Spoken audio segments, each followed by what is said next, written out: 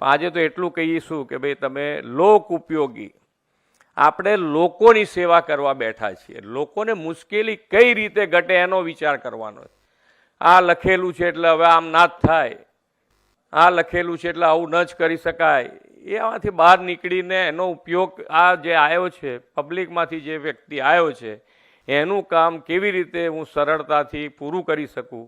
અથવા તો એનું કામ ન જ થાય એવું હોય તો એનું ક્લેરિટી એના મગજમાં નાખી દેવી પડે. તમારી પાસે એટલી હોશિયારી હોવી જોઈએ કે ગમે તેટલો ભણેલો હોય ના ભણેલો હોય પણ એના મગજમાં એટલી ક્લેરિટી આવી જાય કે આ ભાઈ આ કામ તું લઈને આવ્યો છે, કોઈ કાળે થવાનું નથી, તું ધક્કા ના ખાઈશ, નકામાં ક્યાંક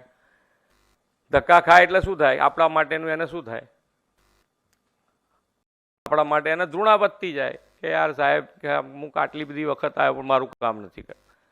જેટલી વખત વધારે આવે એટલી વખત તમારા માટે ઇમ્પ્રેશન શું લઈને જાય કે આ કામ નથી કરતું. એના કરતાં પહેલી જ વખતમાં એને સમજાવી દઈએ કે આ તારું કામ નથી જ થાય એવું, તો એને શાંતિ થઈ જાય કે ના બરાબર પૂરું.